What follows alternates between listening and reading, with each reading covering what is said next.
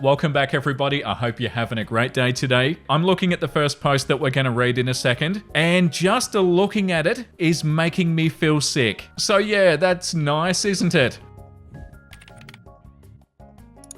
Right, so here's what I was scared about. Am I overreacting? My boyfriend said that I overreacted when I refused to eat this quote-unquote fully cooked chicken. Okay, so that couldn't be more raw. Like either OP's boyfriend is completely in denial about the fact that the chicken's completely raw, or has absolutely no idea how to cook. Because that's not cooked. It says here, he said since it was in the grill, it's 100% cooked, and that I'm overreacting for refusing to eat it. He said since it was in the grill, it's 100% cooked. So like, because it touched the grill for like 5 seconds, that somehow makes it 100% cooked?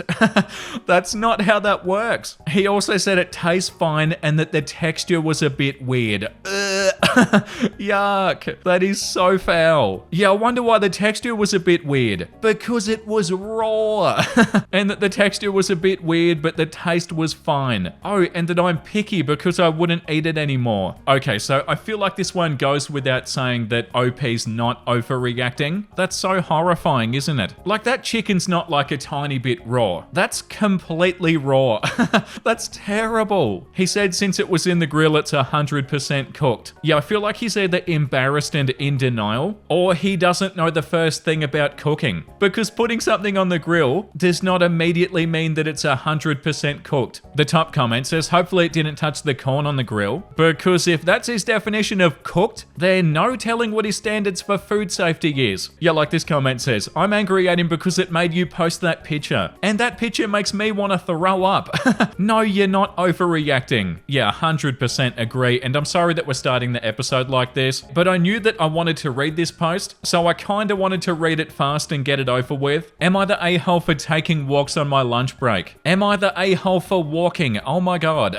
A few years ago, I started a job that was more office-based than previous jobs, and because of that, I was moving less and gaining some weight, and I'm out of shape. I'm not overweight, but I'm carrying a little more fat than I'm used to, and I can tell that my cardio ability has gone down. I get a 1 hour paid lunch break per day. A lot of my co-workers eat at their desk and do a little bit of work, like maybe answering an email, but mainly eating. I personally go to my car to eat, and then I do laps around the parking garage before I go back in. I'm never gone for more than an hour. I'm back on time. Recently I did my normal routine. I grabbed my lunch, I went to my car and I ate it, then I started on my walk. I happened to run into a co-worker during my walk. He was out there because he forgot he needed something from his car. He stopped me and asked me what I was doing. I told him that I ate my lunch and now I'm taking a walk before my lunch break's over. He didn't like that answer and said our lunch break is for eating, not walking, and that when I'm done eating I should go back to work. I told him that we're given an hour for lunch. I want to use all of it in the best way that I can. I think he told other people because I've been receiving comments before I go on break that I didn't receive before. What are they commenting? Oh, you're going for a walk? What? I don't think I was in the wrong. I'm entitled to my break. All of my work gets done on time. I take it at about the same time every day, so it's expected that I won't be available, and I maybe come back to a few non-urgent emails. I've got my phone on me in case somebody calls me for an emergency, which has never happened. I talked to my parents about it and they both said that they worked through lunch and that I shouldn't be out walking. What? But also they're older and raised in a different time, so I don't know if I should trust their judgment. So am I the a-hole for taking a walk during my lunch break? Edit to aid, it's paid. A lot of people think it's unpaid. I'm paid for it. I'm salary. My manager doesn't have an issue, but some people I work with do have an issue, knowing that I use part of it to walk. It doesn't affect them at all. Why do they care? Oh, that's so frustrating. Like, hey co-workers, mind your own business. Why do they give a damn if you want to go for a walk? Acting like you're doing something wrong because you're walking on your hour lunch break.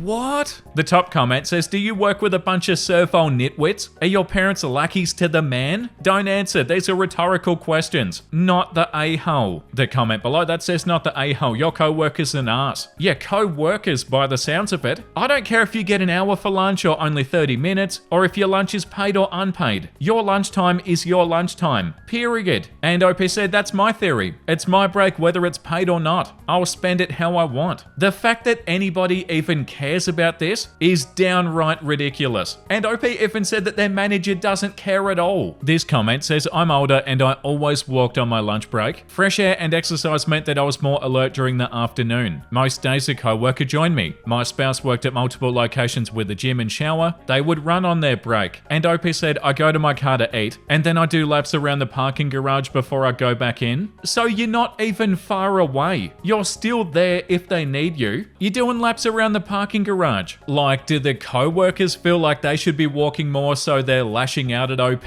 because of it? Or do they think that because it's a paid break that you should work through the break and that they're like better than OP or something because they're not taking the break? Yeah, this one's bizarre. Am I the a-hole for messaging the husband if my husband's affair partner? I found out that my husband of nearly 20 years is cheating for the second time. I know, fool me once and all that, but needless to say, my blood will not stop boiling. We're getting divorced. Oh, I'm so sorry, OP. I had this hunch that the affair partner was also married. Something about my husband's comments about her didn't add up. Since he was too checked out to even bother with the burner phone, it took about 5 minutes with the phone bill and 10 minutes of Googling to find an email address for her husband. I'm not on Facebook, so probably would have been faster if I was. I sent him an email, and within 5 minutes my husband was texting me asking me what I'd done, saying that I destroyed a family today? The audacity. All I can say is I wish somebody would have told me the first time that he cheated, so I wouldn't have hung out with the woman and been friendly. This guy's in a similar situation as he and my husband know each other. I actually sent the email from a burner email address, and I didn't out my husband, in case I was wrong somehow, but it is clear to me based on my husband's comments that the affair partner named him. The affair partner swears she's been trying to end things with her husband and he won't listen. Maybe that's true, but it's also possible that she's totally playing my husband and hasn't said anything to hers. A affair partner's husband wants to talk to me and I'll probably call him. So am I the a-hole for telling my husband's affair partner's husband about the affair? No. Did I destroy a family? No. Should I have kept my mouth shut? Should I not speak to him? My boiling blood may be clouding my judgment. Editor to add, I can't believe how many people have taken the time to read this. Thank you for all of your replies. I really appreciate the laughs and the thoughtful insights and the personal stories that people shared. Yeah, the top comment, she destroyed her own family. Your garbage husband blaming you just shows how worthless he is. Yeah, that made me angry reading that. Him saying to OP, you destroyed a family today. Like the absolute audacity. The second top comment says, funny how your dead husband didn't give a shit about your family. The only reason that he's concerned about hers is because he's not going to keep getting laid now. He can dry hump a cactus into the sunset. And OP said, lol, thank you for that. The comment below that says, well, all I can say is that the affair partner's husband would have appreciated knowing this happened versus not knowing. And OP said, that's what I thought too. I know I would have, and I say that from experience. You broke up a family today, says the guy who was cheating. What are you talking about? This comment says, it kills me when people say, look at all the damage you caused because you were shining a light on their actions. Yeah, not the a-hole, and as you said, you would rather have had somebody tell you, so you've done him a favor. Yeah, the lack of accountability is unbelievable. And it's the same every single time. The people who cheated are saying to their partner like, oh, you ruined everything. Like they'll happily say that it's all their partner's fault when they're the person betraying their partner. It's unbelievable. This comment says the golden rule says do as you'd be done by. And you said that you wish somebody had told you back then, therefore you did right by the man. I agree wholeheartedly, by the way, for the same reasons. Your soon-to-be ex-husband and his affair partner destroyed their own families. If your husband tries to blame you again, refuse to accept it by either stating plainly, I don't accept that. You and she are solely to blame, or simply by laughing hysterically in his face. I recommend the latter. Wishing you healing, peace, and future happiness, OP,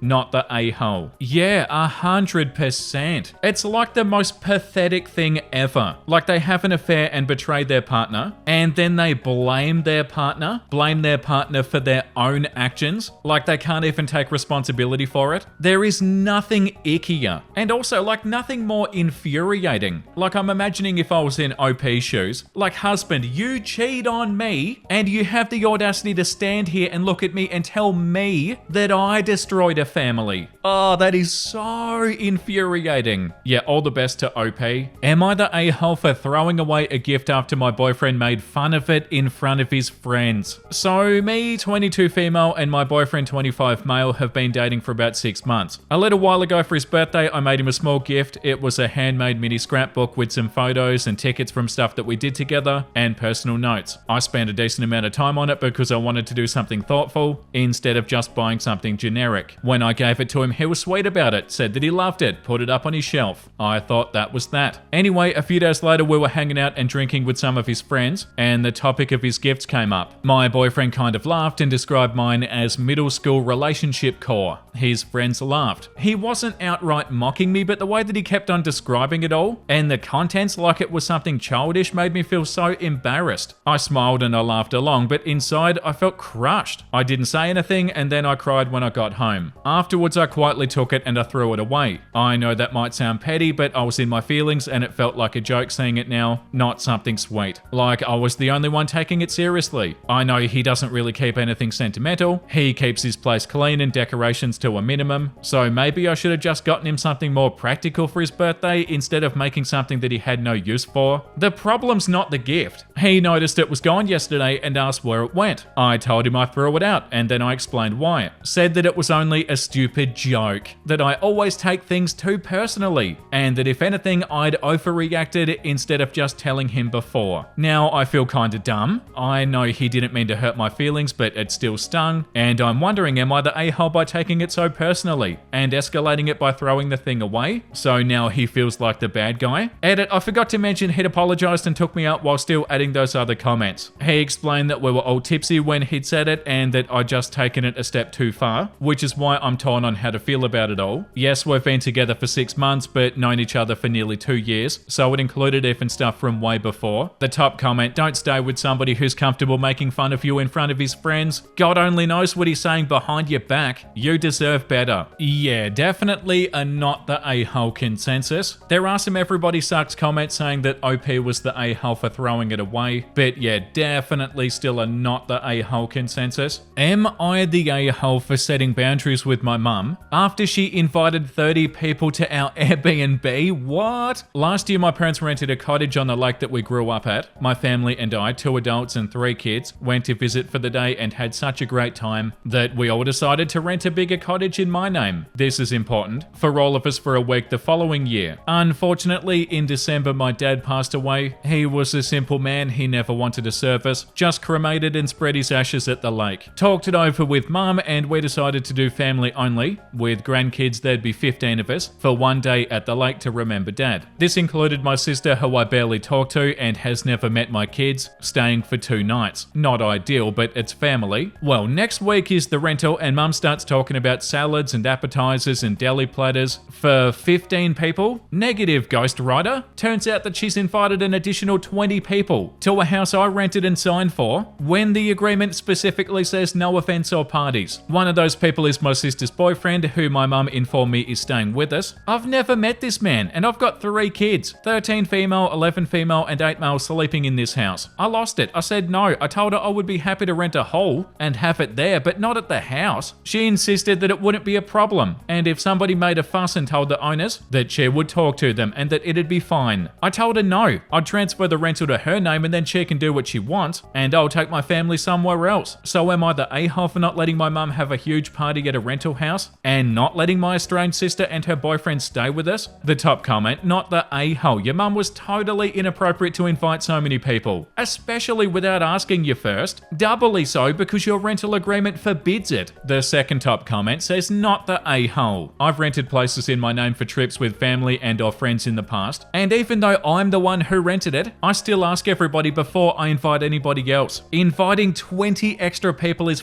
Nuts. Definitely transfer the rental to her name if you can, or even cancel it and let her rebook it herself if it's not too late. Yeah, not the a-hole OP, and I'm sorry for your loss too. Yeah, cancel the Airbnb for sure, OP.